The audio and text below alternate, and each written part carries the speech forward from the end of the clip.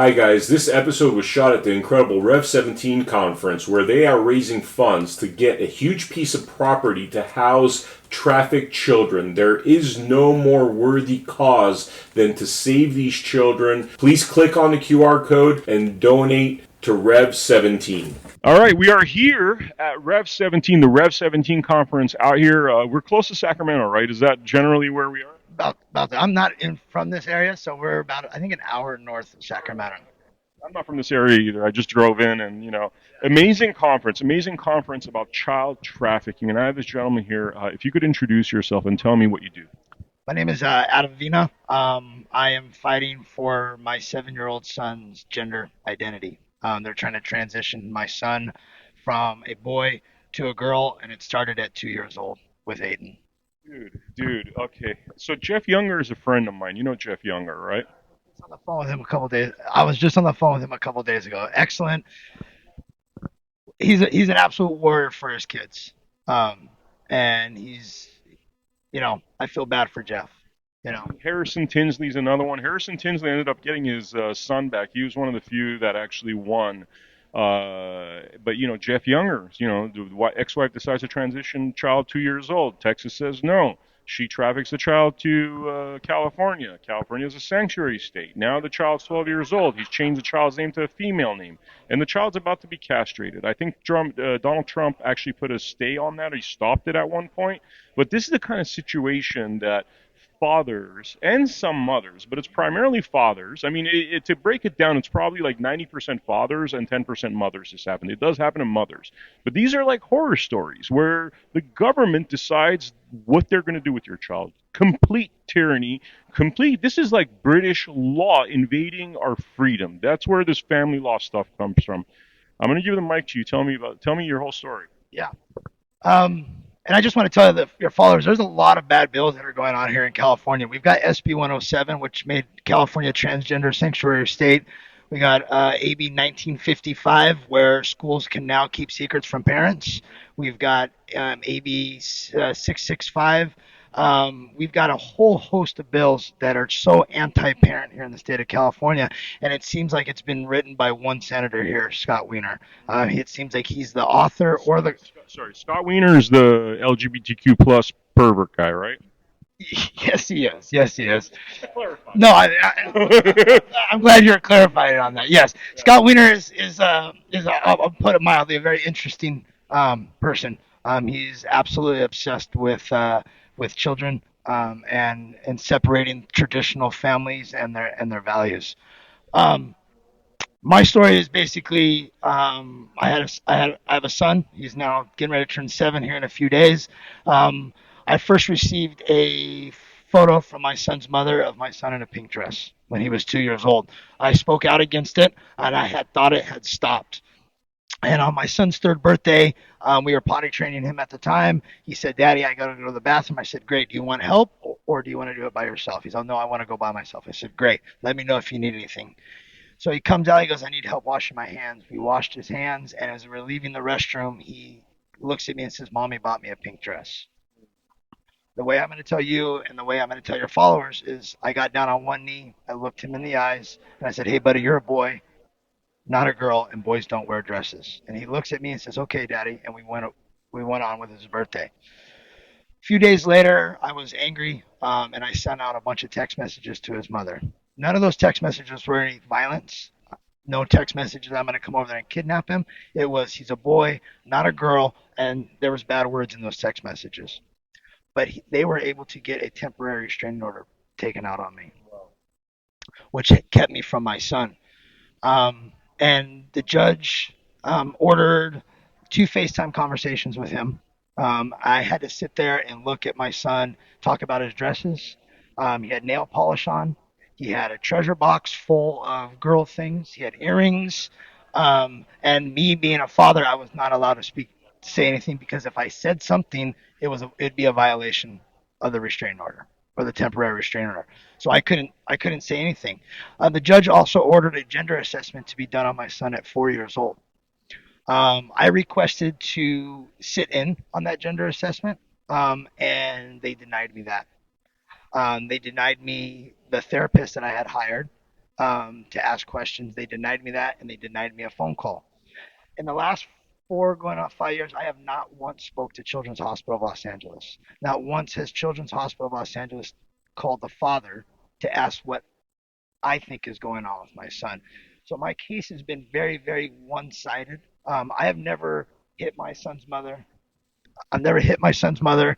It has been all verbal fights between both of us, and I always left the house when we were living together. But they were still able to get the 3-year temporary, and now it would be a 5-year temporary because I'm not gender affirming my son.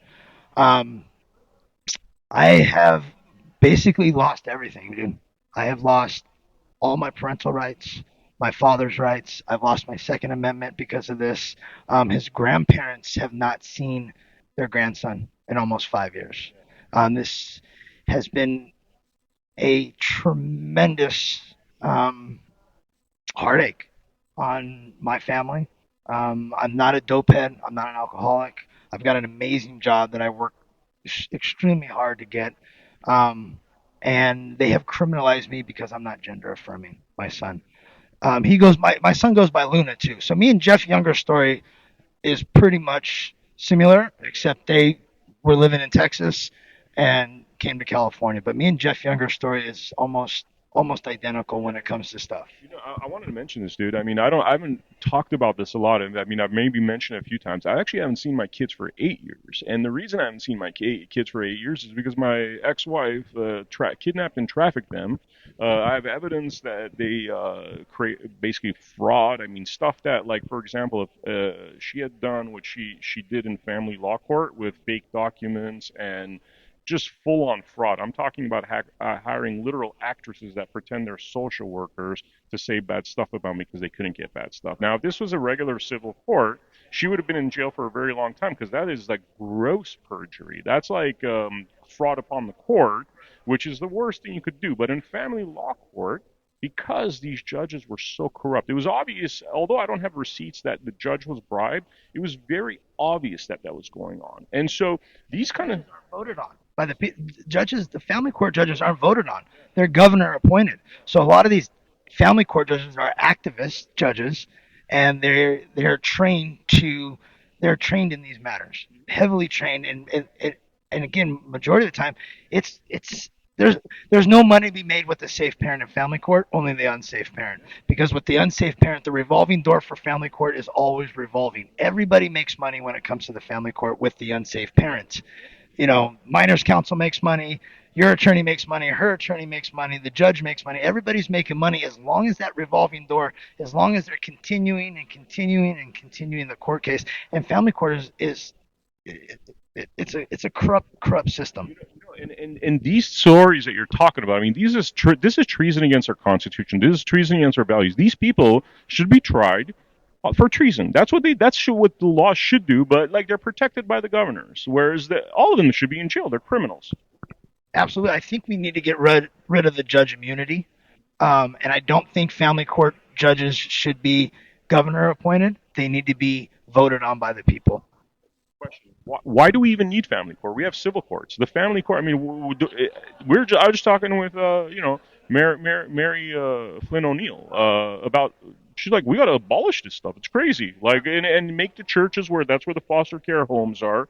Where you make it more community based as opposed to government based, because they're stealing people's kids. They're destroying children. They're like sex trafficking children. Yeah, absolutely. I think there's no reason to have family court. There's really no reason to have it. It needs to just be one court, and that's it. I think if it was a normal court system, they would family court in my situation. I think it happens in a lot of situations, but in my situation, they only ruled on feelings and emotions.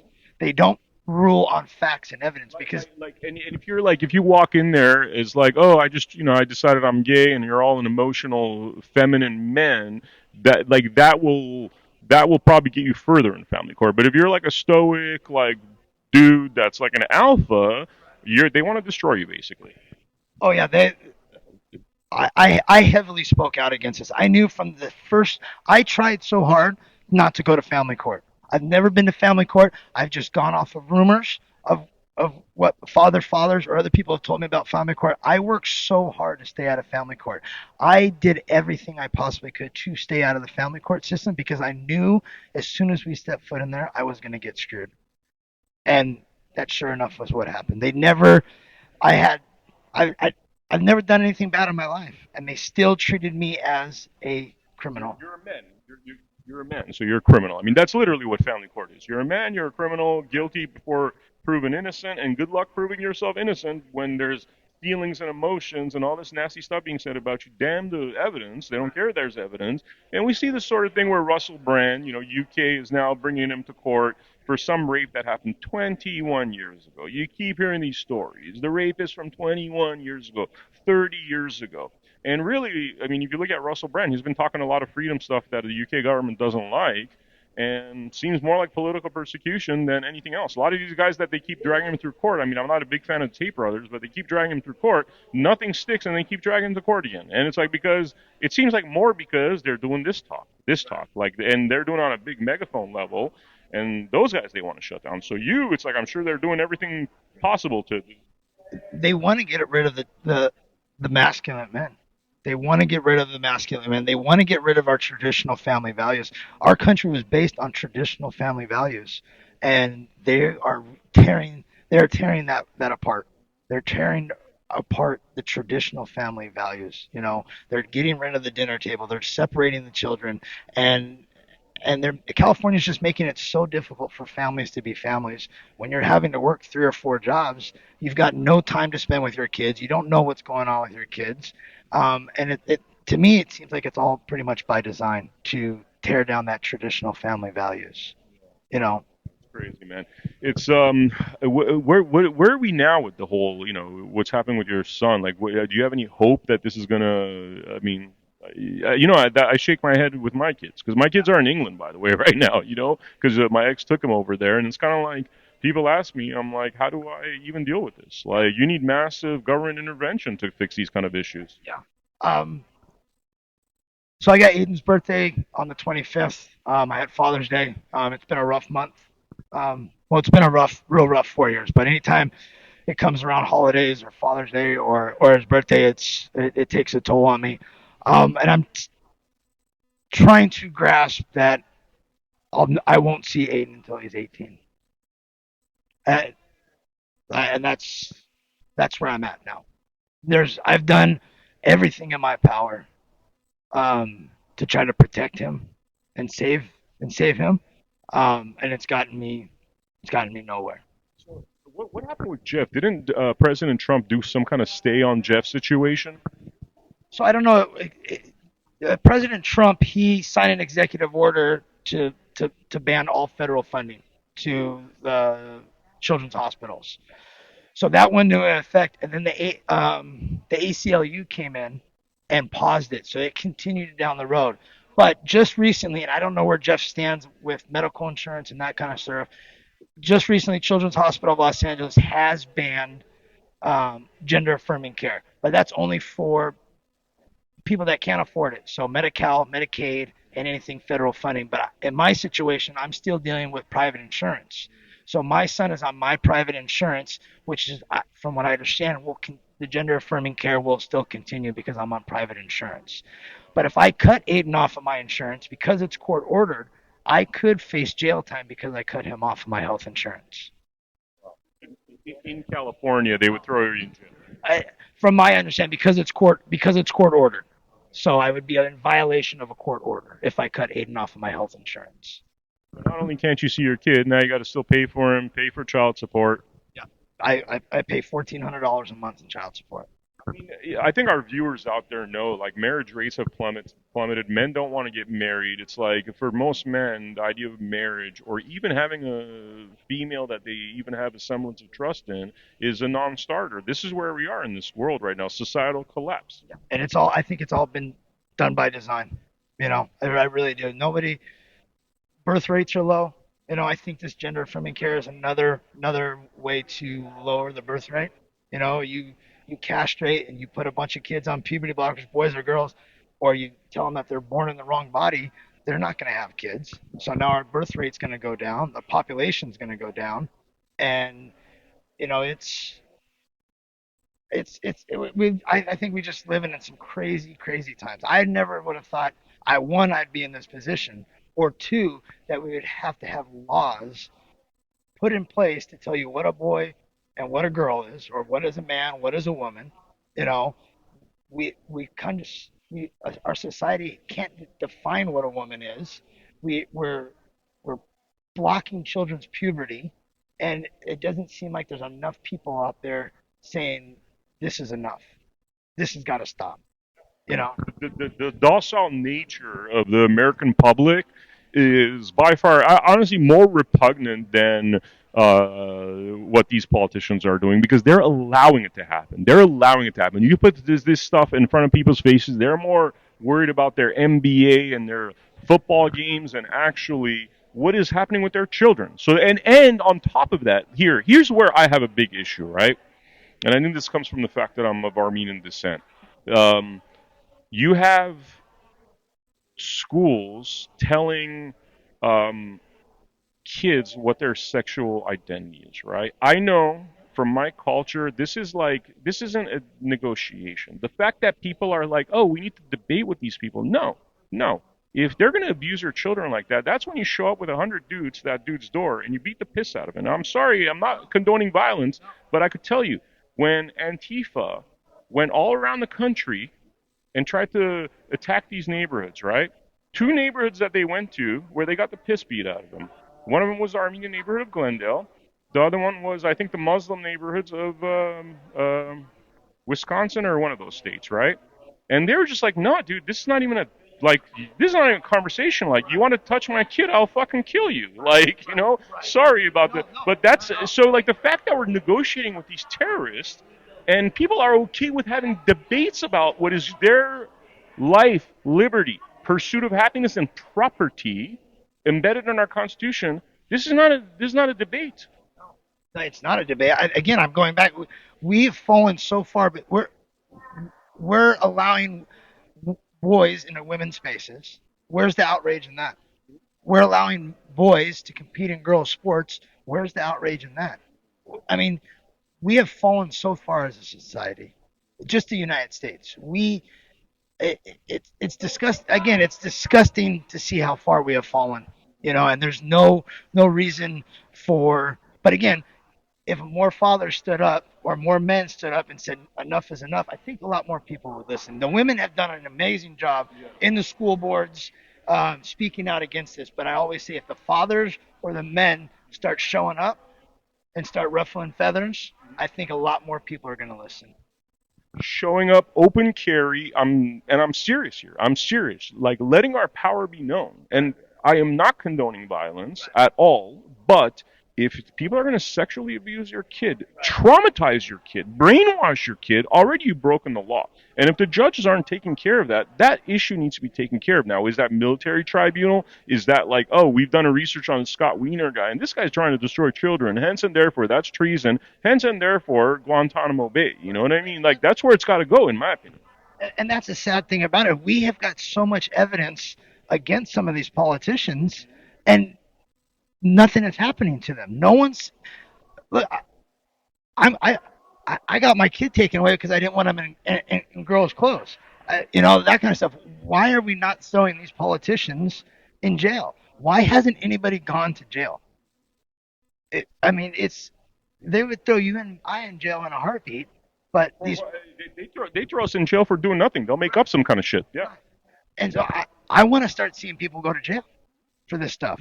Whether it's for the trafficking of kids, whether it's the gender stuff, whether if you're embezzling money or if you're Nancy Pelosi and you're going in making $250,000, but you leave with $40 million, there's something wrong there. I want to start seeing people, face the squad. I mean, you're nice, bro, because you're talking about jail. I'm like military tribunals, and lawfully, by the way. Everything I'm talking about is lawfully, but not military tribunals. Held in secret, whatever it's got to be, because you're really talking about treason. If it is a terrorist that comes from another country, you have a military tribunal. That's not protected by the Constitution. And this is terrorism against our kids, in my opinion.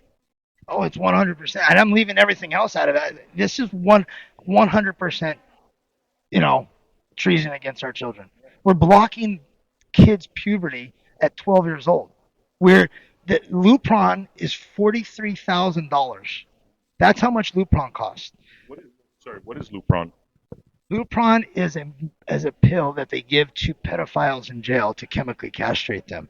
So we are giving our kids medications that was made for pedophiles in jail to chemically castrate them. There's another puberty blocker, I can't remember the name, but that one's $100,000. The revolving door through children's hospitals when it comes to the gender stuff, I think Jeff said it's like $5 million a year in just gender affirming care for these kids. And then they get a lifelong patient. It's not like, oh, you get your nuts cut off and then that's it. No, you're going to be going through the hospital system for the rest of your life. These girls are going to be going through the hospital system for the rest of their life. I mean, Lupron it ruins your bone growth. It ruins your brain. It hurts it destroys your spine. And we're giving this to kids. And why we are not having more people speaking out against this is mind-boggling to me.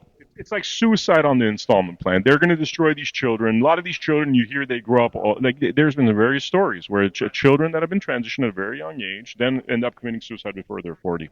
Read too many of those. And this is what they're doing. So these people are theoretically, you're talking about manslaughter. You're talking about they know what they're doing. If you know the end of it. And by the way, it goes for the COVID jab too.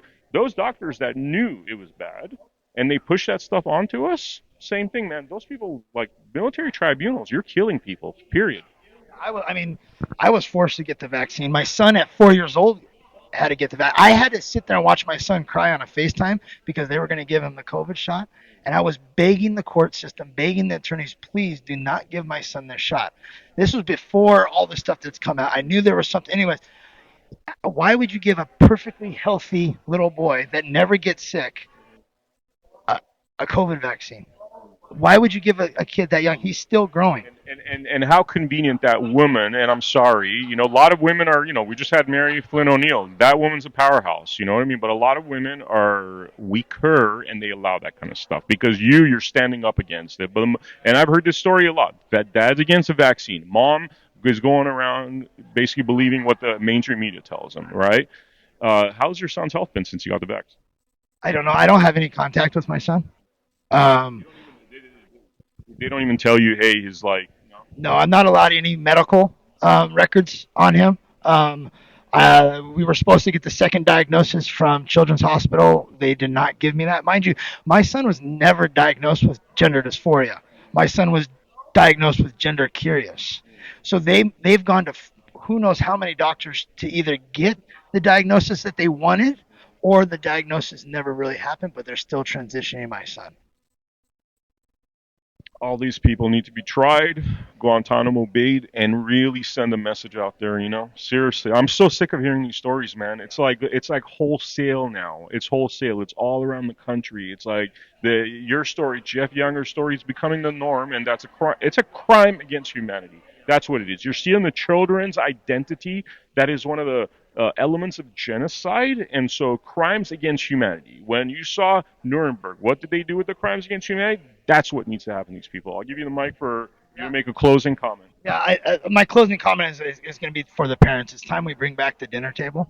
Turn off your phones. Sit down at the dinner table. When I was a kid, I used to hate it because I'd rather be out playing with my kids. Now that I'm older, a little bit wiser, I look at that and I go, what an amazing experience, because I sat down and I was able to talk to my mom, talk to my dad, talk to my brother, and vice versa. You'll learn so much from your kids when you're sitting down at the dinner table. Turn the phones off. You're going to learn what's going on in school. You're going to learn who their friends are. You're going to learn everything about it if you just spend a half an hour at the dinner table.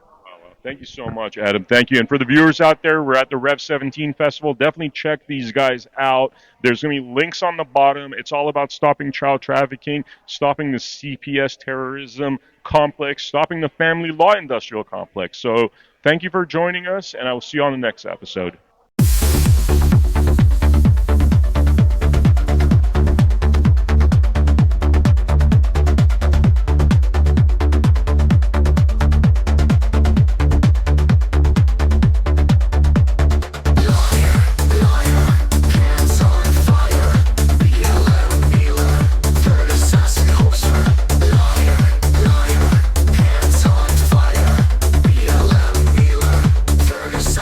Closer.